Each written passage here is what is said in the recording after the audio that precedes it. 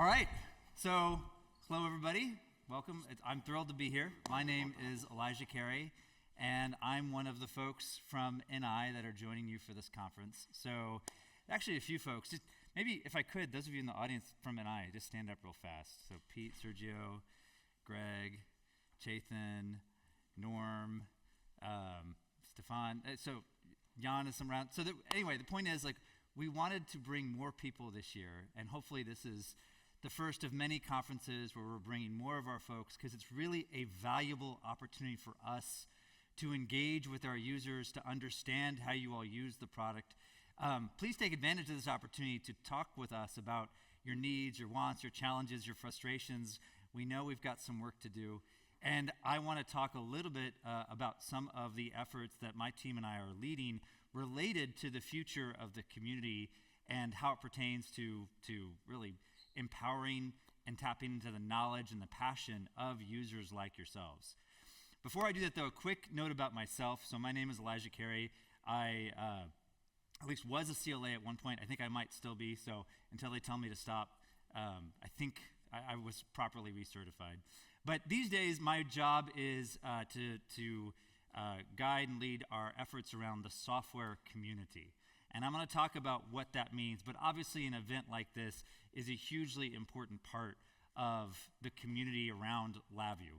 Now, about myself, though, I consider myself very much a technologist, very much passionate about software. And when I was thinking about the prompt, what inspires you, especially professionally, I was reflecting on my almost 20 years at NI, and I think one thing that I am consistently really enthusiastic about is that I have a unique opportunity to engage with such an incredibly high-tech set of industries and applications where all of you play and work. So be it, avionics applications or medical devices or automotive, which is where I was for the last few years. I really, really enjoy the front row seat I have to the amazing applications that our products are used in. I think making sure our products are really capable and empowering you all is a big part of what inspires me. That visibility and access I have to working with you all in your applications is what inspires me. And some of the other diagrams up here, I stole slides from some of the presentations I gave probably too many times back in the day. But I was originally, some 18 years ago, tasked with convincing people that LabVIEW was a real programming language. And we were often plagued by diagrams. I showed this example, and I apologize to whoever's code this is, but it's widely available on the internet because I showed it probably thousands of times as an antithetical example of what to not do with LabVIEW. And I was always very passionate, inspired by helping people write better code, helping them organize their processes, their tooling, their team, their architecture to enable, the success at the scale of these incredible applications that NI is so proud of and loves that seeing our products used in. So that's definitely a big part of what inspires me. And I paired the code with the diagram on the right to show it's not just about the code and the architecture, it's all about the processes and the investments and the team and that upfront investment that drives returns long term over the course of a project or a team or a company. So that's a big part of what inspires me.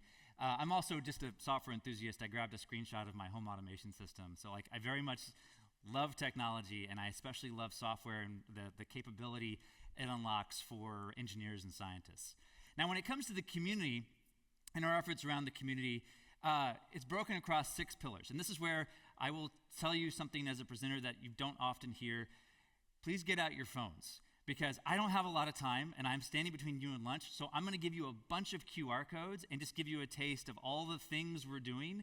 But there's a lot of calls to action here. I want to really engage with you all and invite you to be a part of our efforts if you're interested. So let me go through this quickly and just give you some examples of what we're doing.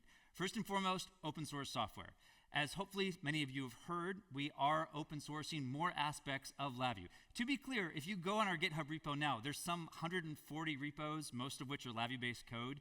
The change is that we are now taking parts of LabVIEW itself and making them open source. So of course, Icon Editor was the big announcement I had at NI Connect. As you've hopefully heard from Alan and myself, we are open sourcing Actor Framework. If these go well, you will continue to see this expand. And when I say go well, it's not just us throw the code out and wash our hands of it. It has to be a collaboration between NI and the community. It has to really drive innovation, enable us to respond faster to bugs, to features, to needs, to market trends. And ultimately, I'm thrilled about the insight it gives us into how our products are being used.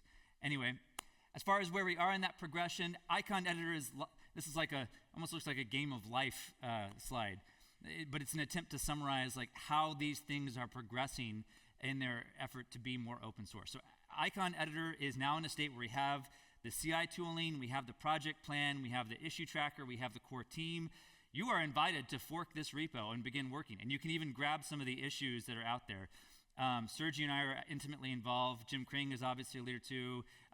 Several other folks are closely involved, and more are welcome.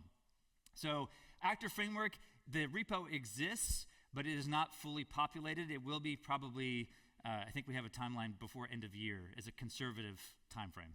Anyway, here are your first two QR codes. So they're both on the NI GitHub organization. You're welcome to go fork those or poke around. By the way, when I invite you to collaborate, it's not just like, I don't just need developers. Perhaps even more importantly, we need people to use it, to give feedback, to find issues. That's collaboration too. So don't see this and think like, oh, I don't have time for another side project. Please, if you care about these and you care about the open source efforts, just getting involved to use the code is a meaningful form of collaboration. All right, product roadmaps. Going quickly again. A lot of people have had feedback about the products and a need for more investment. Point blank, I'll tell you, we are increasing investment in LabVIEW, and there are lots of things we're working on. However, we still have to be vigilant in what we choose to focus on, and getting that right benefits from greater transparency and interaction with the community. So when we talk about this in the context of community engagement, the idea here is my team and I are tasked with finding new and better ways to collaborate, to give you insights into what we're working on, what our priorities are, and acting on that. This is a slide I've shown in various forms. It changes every time I show it because this is our attempt to reflect what we hear from the community, what our relative priorities are, which informs our roadmap. I'm making no commitments about timelines or specific features. We can provide that in a more detailed form with more time. But this is at a high level what we are aware of and what we're actively working on as an organization in our software platform. So I see you guys taking photos. Obviously, I normally love to stop here and spend a half hour talking through what you hate, what you disagree with, what's missing, what order should be changed. But the point is we are trying to be increasingly transparent about this, and I invite that feedback. On the other end of the spectrum, Idea Exchange has not gotten as much love as it should have in recent years, so we are renewing our commitment to engaging with the Idea Exchange, to actually responding to those features. We are doing that based on the ranking, right? So the top ideas, the most recent ideas, those are the ones that we are now allocating time to reviewing, responding to, and considering. So know that that is our way to cast a broad invitation for input and feedback on our roadmap. Training education, that's a topic into itself. I'll tell you that there's a progression of how users move through their experience with our products, and especially LabVIEW. We're trying to get better about more tailored content and frankly leveraging the content and efforts like CTI and DSH and all these great things. I think one philosophical shift from NI is it's not like we have to do it all. Getting it right really means working with you all and advocating for the great technologies, ideas, content that you've created and making sure we're giving that visibility. So when it comes to education, all I'll say for now is that that's a big part of our plan is, yes, there's certain aspects that we will insist on doing ourselves, but there's also a lot of value in what you guys have created that we are keen to tap into. In-person events. Okay. Wait, did I get the wrong slide? Okay, forgive me. So in-person events. Obviously, GDevCon is a fantastic example of an in-person event. And I love seeing so many people here, the growth year over year. Of course, I think the LATAM event was announced. We are going to be active and try to send more people to in-person events moving forward. But one event that I spend a lot of time working on are user groups. How many people here ever go to a user group? Have ever been to a user group? Keep your hands up if you are a leader, somebody that organizes a user group, the one that sets the agenda, frequently presents at user groups. Okay, user groups are awesome. And they have not gotten a lot of love. They got the 1-2 punch. COVID, everybody went remote, and then NI kind of got distracted by our offerings. We really want to return the focus to the value of the community, and user groups are a great example of exactly that. Because sure, lots of programming languages have community, but there's such a cohesive nature to the LabVIEW community. People are working on very similar problems, and there's tremendous value in bringing those people together regularly to talk about those problems and those experiences. So we've seen tremendous demand to increase the number of user groups around the world. I think we're aware of almost 60 different user groups that are actively working with us right now, and we've seen some great examples. Like this is a photo of the Chicago event, where we had, the previous event was 6 people, and then we had this event where we worked with them, it was over 50 people. And if you were involved, some of the examples of things we can do, we're actually piloting this in-product promotion tool, so we can actually let people in, the Stuttgart area know about an event coming up in a few weeks. And we've been piloting this technology to just drive awareness and visibility to LabVIEW users directly from within the product. If you are interested in working with me and my team to improve your user group, we've got the User Group Resource Center. You can find template emails, sample agendas. You've got a list of presentation content you can tap into. By the way, if you presented at GDevCon this year, last year, if you have session content that you want to make available, please, that's a link to the LabVIEW wiki. Post it up there. You'll see a bunch of community contributed content, right? Sharing your knowledge, your experience, even volunteering as a presenter, that's something we're really keen to tap into as well. And then we just launched this. I doubt many people here have seen this, a new events page on ni.com where people can easily see partner-led events. This is what it looks like. It's just live now. If you have an event as a partner that you're leading and want to promote directly on ni.com, let me know. This QR code will take you there. I'll give you another QR code in a minute where you can tell me if you want to add your event. I told you, lots of QR codes. Okay, here it is.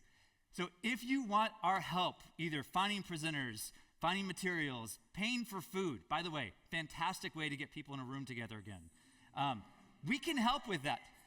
And what's that?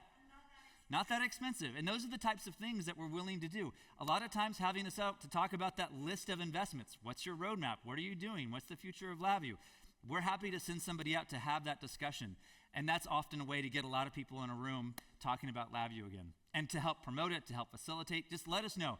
QR code, it'll take you to a quick 2 to 3 minute survey. You can let me know exactly what you need, where your event is, if you have a date set up. So please do reach out if there's anything we can do to help.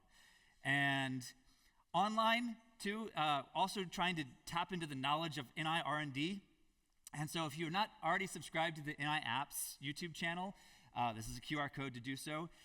You'll see me and my team launching a new series. It'll be a playlist on here where we're interviewing experts like McCaskill and Chathan and others to really give greater visibility into the unique insights and knowledge that they have.